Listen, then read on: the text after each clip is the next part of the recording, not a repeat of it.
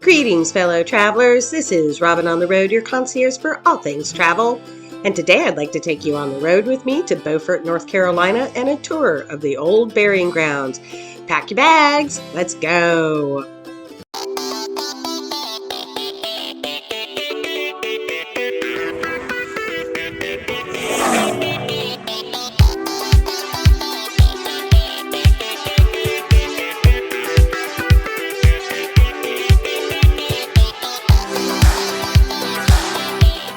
I have found road travel to be something of a treasure hunt. Whether it's a 20-mile trip or a 2,000-mile trip, the curious mind can always find something interesting on the road. On a recent trip to the Emerald Isle of the Outer Banks, I had the pleasure of stopping in at the small fishing community of Beaufort, North Carolina. While I didn't get to spend the time there that I would have liked to, I did have a few hours to spend, and I got to do one of my favorite things, which is to tour an old cemetery. While in school, history was a series of dates and times and battles and things that just started to scramble your brain. What I see with history is that it's people stories, and nothing tells people stories better than a cemetery. Burying grounds and cemeteries tell the story, whether it's a large battle or a war, or maybe a plague that might go through a town. You don't know what's happened until you walk through some old burying grounds. And the old burying grounds and Beaufort, North Carolina, were some of the most impressive that I've seen. At over 300 years old, there's so many words that one can use to describe this cemetery. Beautiful, haunting, spooky. But they've done such a great job here. There's a brochure that's offered at the gate, or you can download one from online that tells the story of the people here in the cemetery. And I would like very much to relate to you, fellow travelers, some of these wonderful tales. There are 28 tour stops on the map. However, I'm not going to go over all of those because some of them are local clergy or doctors who were well known at their time, but their histories or their families maybe died off, or maybe it's just a local person. However, there are some fascinating stories in this cemetery. People being buried standing up, people being put in rum barrels to preserve them, and glass caskets, and tremendous love stories. And well, you've got to go along with me. So come along, fellow traveler. Pack your bags and let's do a tour of the old burying grounds in Beaufort, North Carolina. The first grave I'm going to speak about is actually the first grave on the tour. It's that of Captain Josiah Pender. He was born in 1819 and he will pass in 1864. And even though that's still during the Civil War, he does pass away here in Beaufort from yellow fever. Captain Pender will lead a group of about 50 men, and they will seize Fort Macon from the United States about a month before North Carolina secedes from the Union in 1861. He and his men will improvise a flag and fly it over the fort to replace the stars and stripes. And they'll hold the fort for about a year and 11 days until it's taken back by Ambrose Burnside in April of 1862. Now, Captain Pender, about the most amazing thing I found about him is that he and his wife had 9 children. I'm impressed. I'm also going to throw up some photos of Fort Macon. This is the 3rd or 4th build of this fort. The first one I know was wood and it deteriorated or caught fire. I believe the second one was done of stone and that was taken down by a large storm, a hurricane. And then I believe this was the fort that they built and that they've worked on. It is a moated fort. Very interesting. I haven't had an opportunity to work on my video for it yet. I wasn't real fond of the weather that day, but it sits out on the peninsula. A lot of history here. They do tours. Definitely a recommendation. So if you get a chance, not only come to Beaufort, but also go see Fort Macon. The next grave I'd like to cover on the tour is grave 4. This is the grave of Vienna Dill. She was born in 1863 and she will pass in 1865 of yellow fever. Her parents will bury her in a glass top casket so that when they go to the cemetery, they can still see her child. Now, the legend is that vandals came and took the coffin, and the child was intact at that time. However, apparently they opened that glass top coffin and her body disintegrated when the air hit it. The town seems to have adopted a very open-minded dead is dead and they need to be buried in the cemetery. So there's Confederate graves here as well as Union. There's also African American graves mixed within everybody else, something that's very unique for an older cemetery.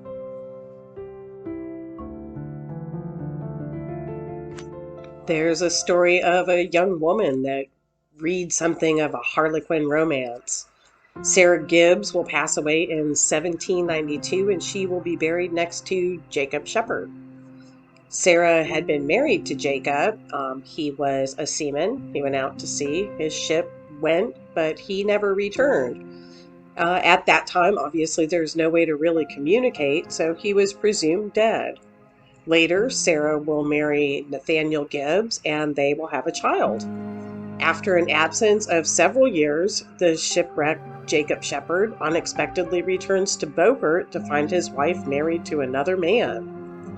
The two men agree that Sarah will remain married to Gibbs as long as she lives, but must spend eternity at the side of Jacob Shepherd.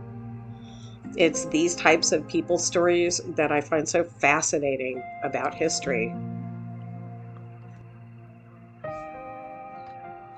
I put Grave 17 on the tour stop for the video because I think it's an excellent example, or at least a story of what can happen when things break down and people stop talking to each other and stop seeing one another as their fellow countrymen and as enemies or people to no longer be listened to. It is the grave of Robert B. Woolard, not somebody that you would know in history, but what Mr. Woolard was part of two volunteer companies from North Carolina for the Union Army.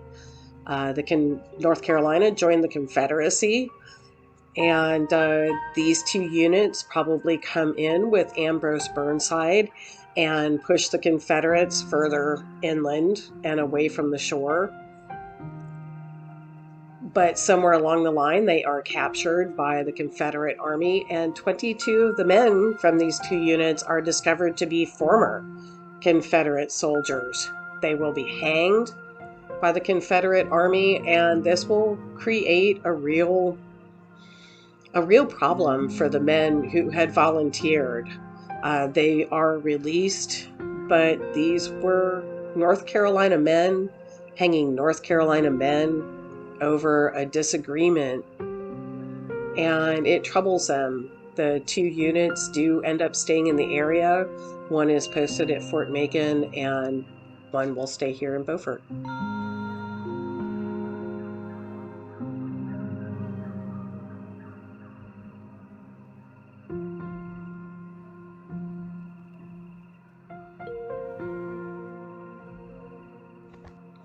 Grave 19 contains the body of a British sailor. His ship had been at port when he passed away, and he is a foreigner in a foreign land and does not want to be buried with his boots off, with his feet touching foreign soil.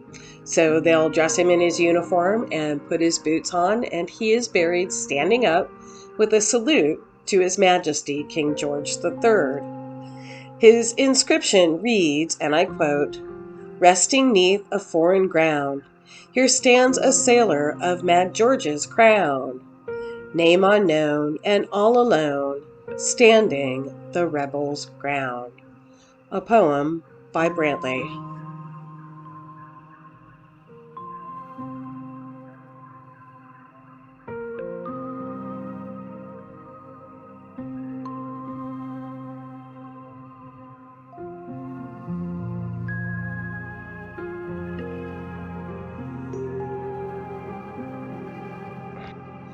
The last grave I want to cover on the tour is Stop 24, and this is the grave of the girl in the barrel of rum. A family comes to Beaufort from England with their infant daughter, And as she grows up, she develops a desire to return to England and see where she was born.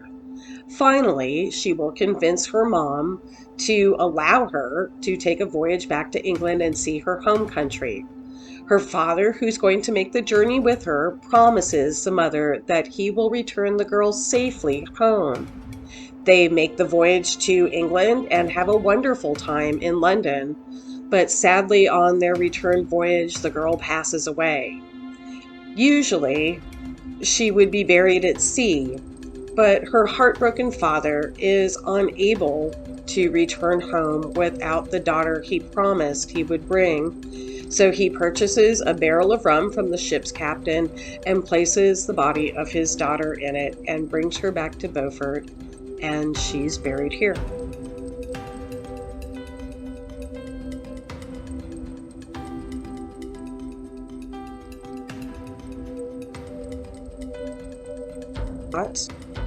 I'm curious as to what your thoughts are, fellow traveler, on the old burying grounds here at Beaufort. Do you find the old graveyards fascinating, or is that just too many dead people?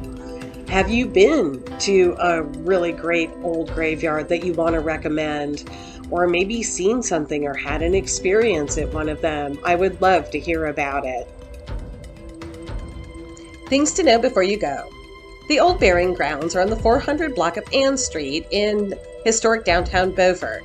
This is the town's oldest cemetery and contains some incredible stories from Beaufort's 300-year history. Tours are available and conducted by the Beaufort Historical Society, with tickets available for purchase at the Safford Historical Center.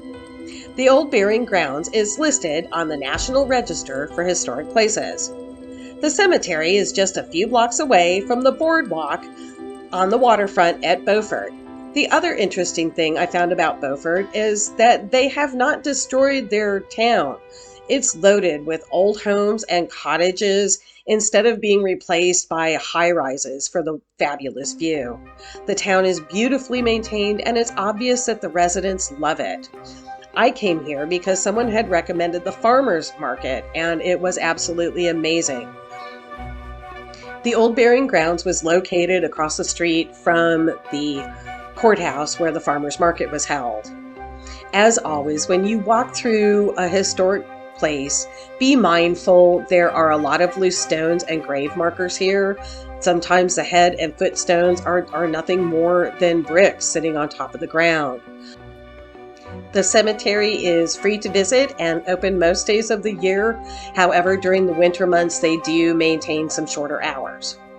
I highly recommend a stop and, more important, a stay in Beaufort, North Carolina. Whether you visit the cemetery or the farmers market, this is just a beautiful small community on the coast of North Carolina. There are several coastal communities close by with some of the best seafood I have ever had in my life. I've toured Fort Macon and plan on doing a video for that in the future. That is definitely a stop that's worth your time. It is also free to tour. Of course, you can't be in this part of North Carolina without mentioning Blackbeard. Only this one's pretty important. His ship, the Queen Anne's Revenge, they're about 95% sure, is wrecked just off the shore of Beaufort between the town of Beaufort and Fort Macon. Lastly, I would like to thank you, fellow traveler, for taking the time to watch and comment on my videos. It means more to me than words can say, and I appreciate it. Any questions you have or comments about my videos, I am more than happy to read and respond to them. So please keep them coming, and check out my latest video on the Cape Hatteras Lighthouse, a historic landmark that is, for whatever reason, always being worked on whenever I visit it. But until next time, this is Robin on the Road, your concierge for all things travel, and I hope to see you out there on a road of your own. Until then, safe travels.